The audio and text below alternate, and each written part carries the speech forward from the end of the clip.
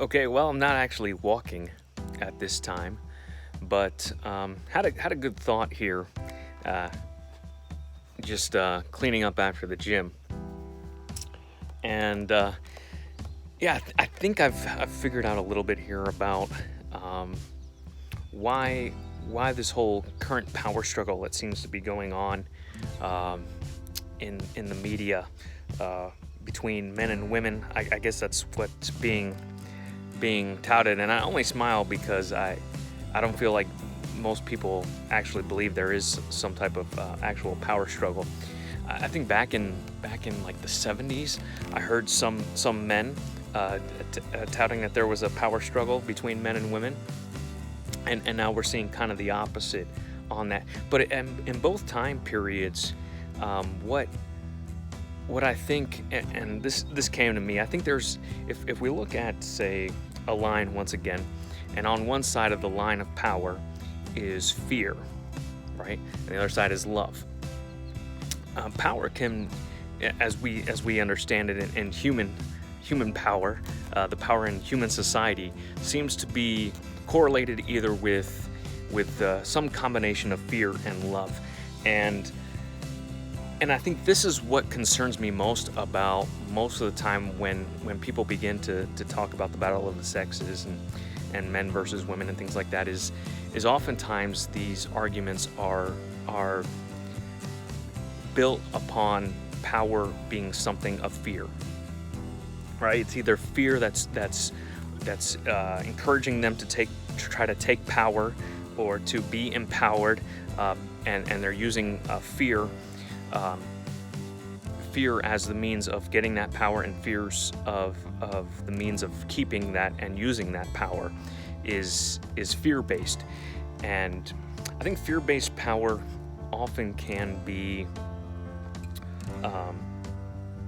viewed as scarce, in that if you don't have the power, somebody else has the power, and the only way to get power yourself is to remove power from somebody else. Once again, that's a scarcity, fear-based ideology, that power is limited, in that only if someone has it, you can't, right? That's the fear of loss, right?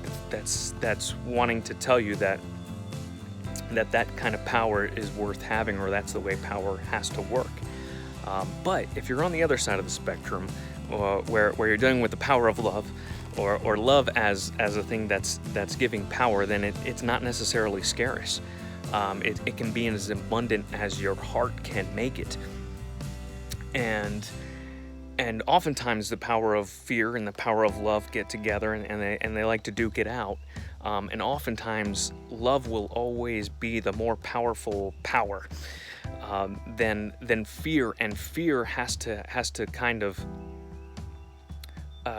really cause doubt in the power of love for it to succeed, where all love has to do is be itself. It doesn't actually have to do much to combat the powers of fear, but to exist and to proliferate itself. It doesn't have to go after the underlying ideals of fear in order to succeed, because I think it's just that much more powerful.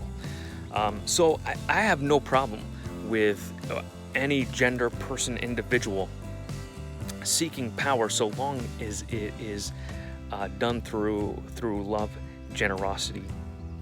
It's a power born of that, and not a power born and secured through fear. So that's my biggest concern, and what I think may be going on. So if you're falling maybe into these ideas, if you're hearing this in the media regarding taking power, it's more likely someone whose power is a fear-based power, and not a power on love, because you don't have to take any power created by love. All you have to do is give it. Maybe it's good that I didn't walk. We got a nice view of the woods right here, but yeah, those are my thoughts on what's going on between the battle of the sexes and the power of fear and the power of love. Good luck, guys and girls, everyone.